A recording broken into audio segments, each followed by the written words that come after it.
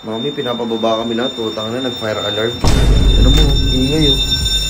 Asan sila? Ano yan daw? Fire alarm, pinapababa tayo lahat. Nangyari? Gulam eh.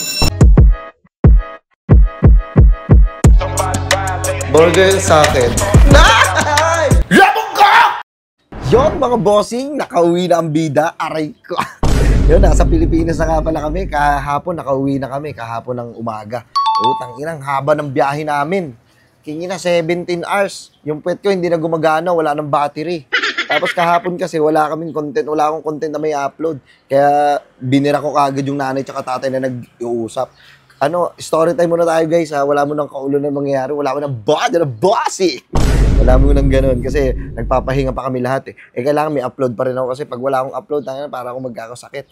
Guys, sige, kwentuhan muna tayo sa mga nangyari dun sa Canada. Basta sobrang masaya na nakakalungkot nung pauwi na kami. Nung nung first time namin dun, ang lamig. Parang palamig talaga. Nag-iilo yung ngipin namin sa lamig. Ganun ko kasi lamig talaga, tapos umuusok yung bibig mo. Tangin, doon ko lang naranasan yun. Naranasan ko lang yun sa usok sa vape eh. Tapos sobrang lamig talaga guys. Tapos pag lumabas ka doon, dapat yung damit mo, 2, 3 patong. Kasi hindi, siyempre nag-a-adjust pa kami eh. Mainit dito sa Pilipinas eh. Tapos sobrang lamig doon. Kaya, nagpapasalamat pala ako sa promoter namin na kumuha sa amin, si Tita Tere. Tsaka si Tita Odessa, si Kuya George Dan. Maraming salamat po sa inyo at sa lahat ng mga producer na nagtiwala po sa amin kasi unexpected po talaga lahat na napapaisip pa rin ako na bakit nila kami kinuha, bakit kami, siyempre maraming mas deserving, maraming mga malulupit na iba pero nakakatuwa na kaming kinuha nila. Unexpected kasi first time din nila kumuha ng content creator na magpe-perform doon. Sabi ko, ano kayong gagawin namin doon? Kakanta lang ba kami? Kaya pala siya rap tawanan. May rap tapos siyempre tawanan. Oo, maraming salamat pala sa mga nakasama rin namin, si Kuya Jobert at si Kuya Honcho.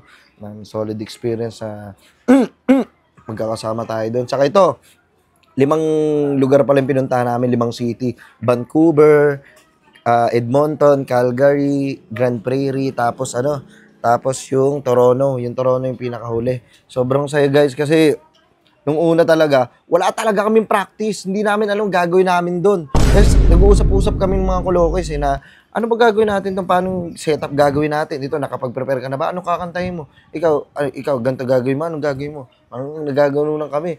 Tapos nagplano kami ng plano na kung ano ang gagawin namin. Hanggang sa paalis na kami, wala pa kami practice. Tapos pagkadating namin doon October 1, pahinga kami, October 2, doon na kami nag-practice. Tapos October 3, salang na kaagad kami. Hindi ko na bahala, hindi naman anong mangyayari dito. Sana maging successful. Yun, naging masaya naman. Maraming salamat sa mga pumunta. Maraming salamat sa mga pumunta ng mga Pilipino na mga sumuporta. Kasi hindi rin talaga namin in-expect. Kasi nung pauwi na kami, parang may mangyak-ngyak ako sa sinasabi ko. Kasi hindi ko talaga in-expect na makakapunta kami ron. Na kami yung mabubunot na magpe-perform doon. Nakakatawa kasi nagtiwala sila sa amin. Kasi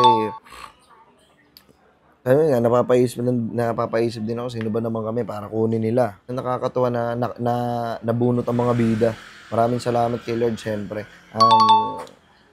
Hindi talaga aksidente to, planado talaga to ni Lord. Pina-experience niya sa amin yun. Tapos naka-experience kami ng snow guys.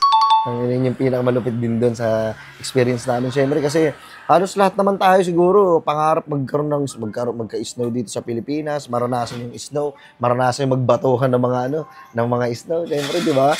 Kahit sino sa atin. Kaya gano'n na lang yung tuwa namin nung bumabagsak na yung snow. Nakakatawa na naranasan namin yun.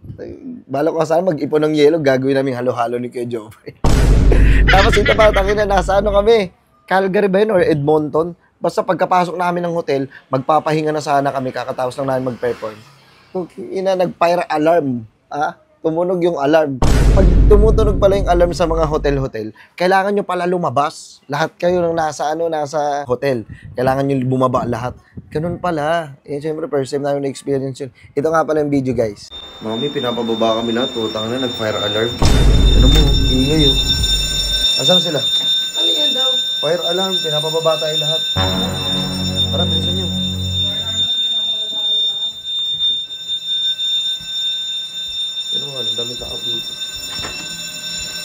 Tara. Nangyari. Gulong eh. Hey, Jobert, ano masasabi mo? May nag-score. We're running around their G. Kaya tulog ka na ba?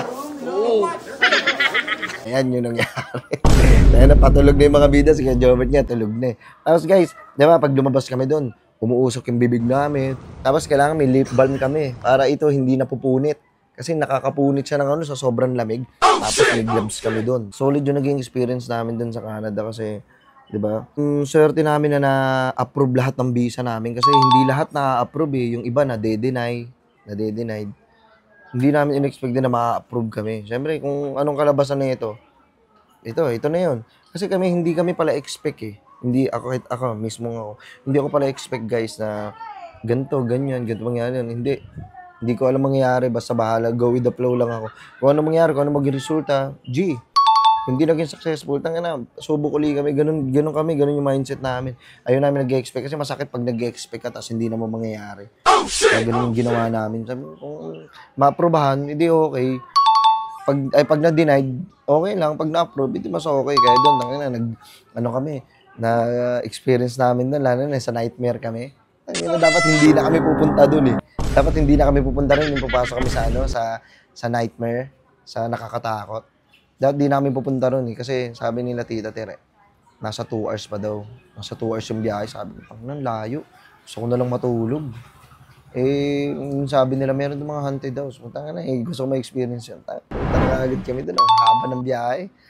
Tapos yun, ang saya. Ang saya ng naging resulta. Na-experience namin yun. Tapos yun, siguro mga ilang araw na medyo na-homesick na ako. Na-homesick ng bida. Namimiss ko ng mag-ina ko. Tsaka yung tatay, mama, mga kapatid ko.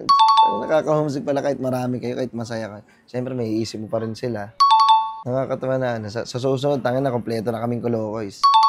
Maraming salamat guys. Sa lahat pala ng mga bumili ng ticket sa amin, sa lahat ng mga nanood, maraming salamat sa inyo guys. Solid, hindi naman talaga namin in-expect yun kasi napakalayo na ng Canada para napapanood pala kami dun, oh. Sinuwerte pa, oh. Maraming salamat mga bossing. Tingnan niyo yung kwentuhan natin, oh. Parang tropa lang kita, oh, na nagkakwentuhan tayo. Tangina, shot ko na. Wala. Aray ko.